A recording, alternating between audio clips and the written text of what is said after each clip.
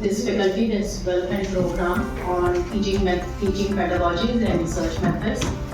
Yesterday in the first technical session, we learned the applications of t-test, ANOVA and chi-square test. And today we would embark on a journey to explore a widely used statistical technique, that is regression analysis. For this session, we have amongst us Dr. Yadvinder Parmar, Assistant Professor, University Business School, Guru Nanak Dev University, Amritsar. Dr. Parmar's PhD work is on measuring the effectiveness of celebrity endorsement in India. He has more than 12 years of teaching experience and his research interest areas are brand management, consumer behavior, advertising and sales management. He has presented research papers in various national and international conferences, and his research articles have been published in 8 Scopus indexed journals of national and international reputed. Sir, I welcome you and thank you so much for being with us. Before proceeding further, I would like to brief Dr. Parmar on the history and working of our college. Sir, our college, Sant Singh Sukha Singh College of Commerce for Women, Amritsar, was established in 1993 to mark the centenary celebrations of Sant Singh Sukha Singh Khalsa School. This college offers various courses in commerce and allied streams such as BCom, BCom Honours, BCom Financial Services, BCA, BSc IT. We have PG Diploma in GST and 2 more PG Diploma courses. Our college has consistently secured merit positions since its inception. So we regularly conduct sessions on research methodology, financial literacy, mental well-being, environment conservation, etc. in collaboration with Rotaract Club, NISM and with various government organizations and NGOs. Now, to continue our journey of learning, I would invite our worthy resource person, Dr. Yadvinder Parmar ji, to please come and address the gathering. Sir.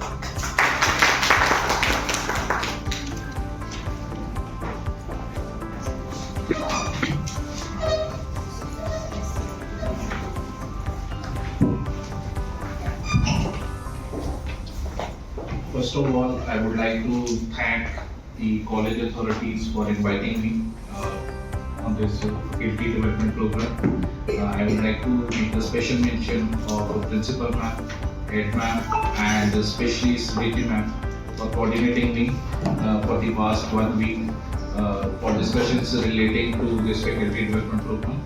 And I would also like to thank ma'am for this kind gesture and introducing me to the fellow faculty members. I am Dr. Yadvinder Parmar and I'll be giving a presentation. It is more of it. I want it to be more of a discussion and interactive session on the topic of regression analysis.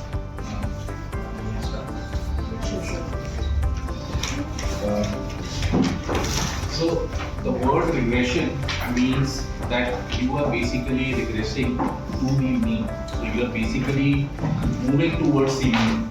Okay? That is the meaning of the word regression. Okay? So the law of nature is such that it is basically averaging out everything.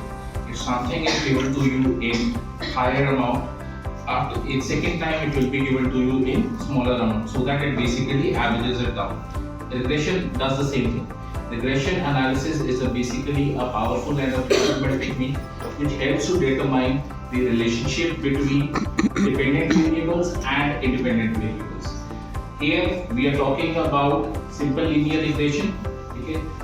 So here we will be having metric dependent variable, which you have heard of continuous dependent variable or interval or ratio variables. Okay?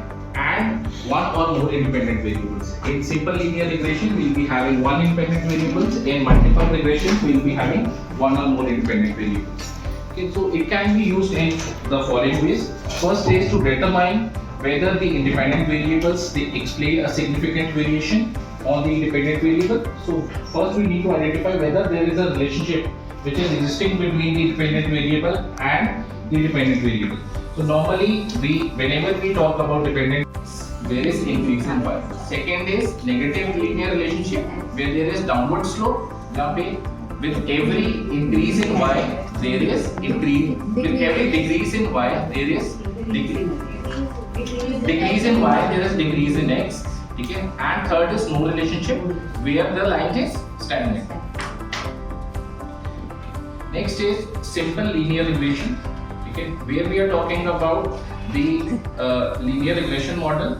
Okay, if the values of population parameters, which is intercept and slopes, they were well known. Okay, we could identify the mean value of y for every given value of x. Okay, but the real values of these intercept and slopes, they are not known. Okay, so what we need to do is we need to compute both these values. We need to identify these values. Okay, so that we can basically identify that what is the estimated regression equation. Dependent variable. That is the sign which is used for computed value dependent. Next is the equation where we are trying to identify. Next is the least square method, which is used to identify that what are the residuals or what are the errors which are lying in the system, okay, and how we can basically control those errors in order to identify that, where we can identify that what is the explained overall total explained variance. So in least square method, where we are trying to identify that what is the best estimated regression equation. Here we are using the same example of Anand's Pizza, where we have highlighted the number of restaurants, the student population, okay, in terms of thousand, and the quarterly sales.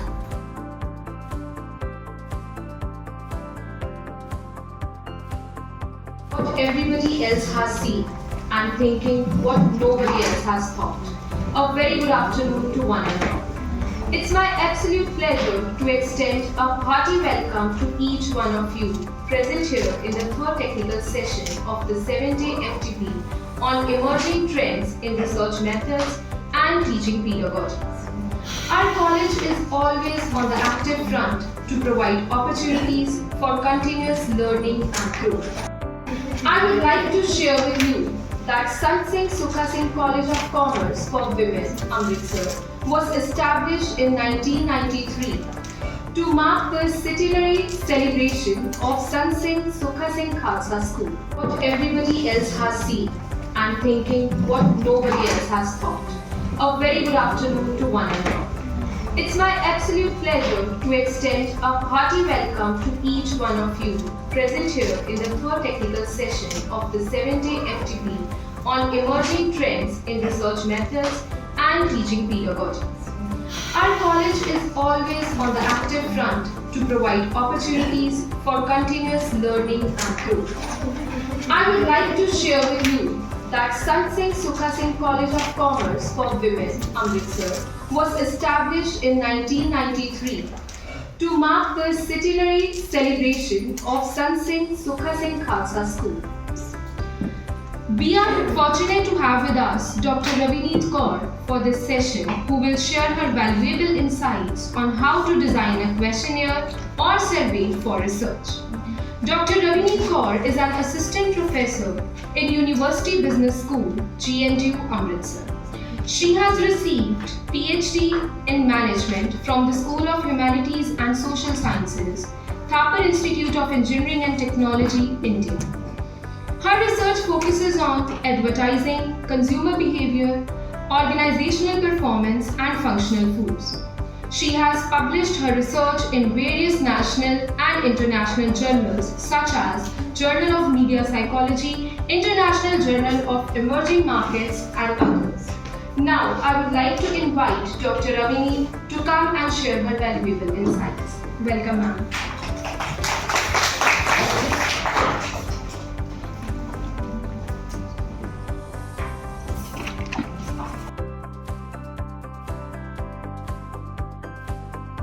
Very good afternoon to everyone. First of all, I would like to thank SSSS College of Commerce for Women for having me as a resource person. I am Dr. Mandeep Kaur, and the title of this section is How to Design a Questionnaire or a Survey for Research. So before I talk about how we design a questionnaire and what kind of questions we can have in a particular questionnaire, I would like to give a quick overview for the different types of research techniques that we have. Now these research techniques can be segregated into qualitative, quantitative and mixed method research techniques. So let's first focus on what is a qualitative research technique. So qualitative research technique is that kind of research where when we get the responses, those responses are not in the form of numbers. And even if they are in the form of numbers, we are not able to analyze them or draw conclusions based on these statistical techniques. So for example, if we have an interview, so we will have 10 to 15 questions in our interview and we will be circulating or we will be interviewing a lot of people. So everyone is going to answer each and every question that we have in their own words. So we cannot analyze them using statistical tools and techniques that we have in SPSS, INOS or PLS-SEM. So what we have to do is we have to make use of thematic analysis or we have to do content analysis to draw conclusions based on the results that we get. So in the qualitative research, we do not go for numbers or statistical techniques. Now this technique has its own merits and demerits. If we talk about the merits, basically we can have an analyzed or we can have a detailed understanding of the concept. For example, if there is a very novel concept, something which we want to study for the first time or subjects or the responses based on the numbers, but there is a difference in this measurement scale. The difference is that the difference between the values hold the significance and there is no absolute zero. That means if the temperature increases from 200 to 201, there is a difference of 1 degree. Similarly, if the temperature increases from 500 to 501, there is again an increase of 1 degree. Both these things mean the same. Here, the difference is the same and there is no absolute zero. That means if there is a zero value would not signify the absence of something. The perfect example for explaining the interval scale is how we measure temperature on a Celsius scale or on a Fahrenheit scale. So if the temperature is 0 degrees Celsius, that does not mean that there is no temperature at all, because we all know that 0 is basically the freezing point of water, where water turns into ice. So it does not mean the absence of temperature. So there is no absolute zero in this case, and the difference between the intervals or the numbers means something. And when we talk, we would be discussing different scales like the semantic differential scale and the Likert scale in detail later on. The Likert scale that we use for the analysis part, we actually consider it as the interval scale. So I'll be discussing that later on. The fourth measurement scale is the ratio scale. It is different from interval scale in the sense that there is a true zero point. Here, zero would mean the absence of anything. For example, if I ask someone that how many products have you purchased from our brand in the past 1 year? If that person says that I have purchased 0 products and if the answer is 0, that means no product has been purchased by the customer of my brand. Here the 0 value would mean the absence of something. If I place a speck of salt on a measuring scale and if the reading shows 0, that means there is no heat. So 0 would signify nothing or no value. That is the difference between interval scale and the ratio scale. In interval scale, if there is a 0, that does not mean that the attribute is not present. Whereas in ratio scale, if it is a 0, that means the attribute is not present.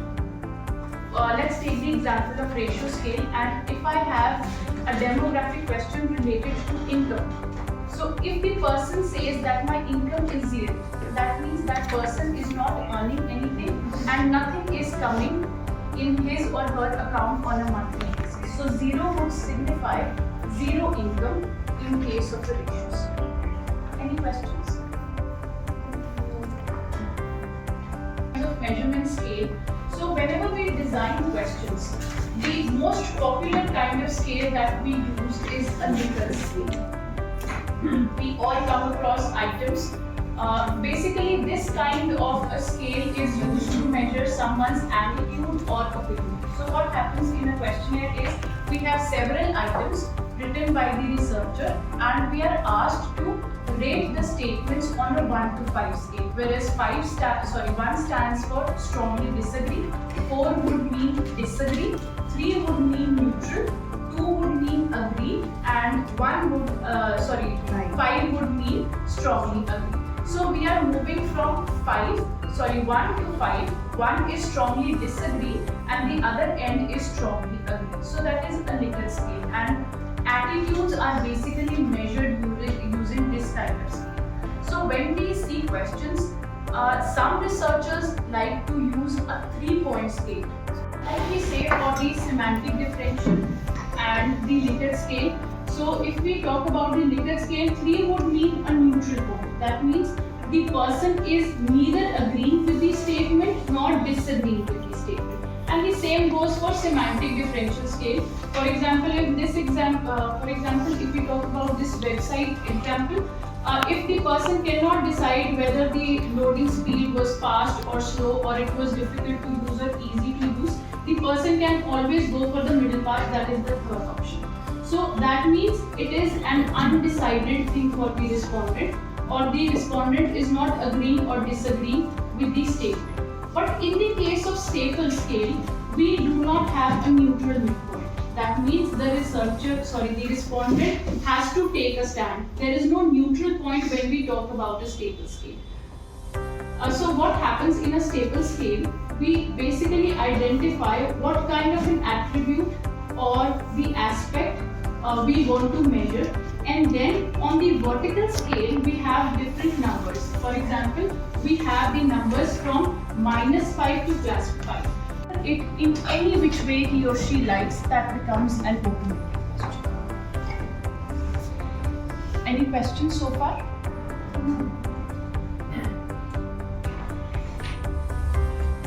Now let's discuss what are dichotomous questions. Dichotomous questions are those questions where in a question we'll only have 2 responses as the answer. It can be in the form of yes, no. It can be in the form of true or false, or any other options where the third category cannot persist. Let's take an example. The first question says, are you diabetic? Now either a person is diabetic or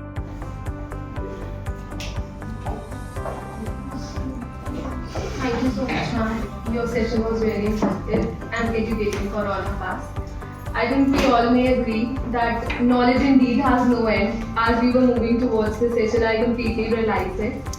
And now I would like to request Dr. Payal to present a formal vote of thanks.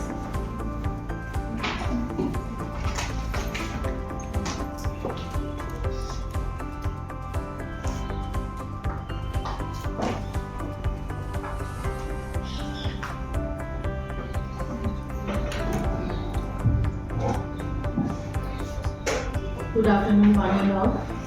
I am pleased to extend our sincere appreciation and gratitude to our worthy resource person, Dr. Mandeep Kaur from University Business School, Guru Nanak Dev University, Amritsar. Ma'am, we are truly grateful to you for the time, effort and expertise you have generously shared with us today in this session.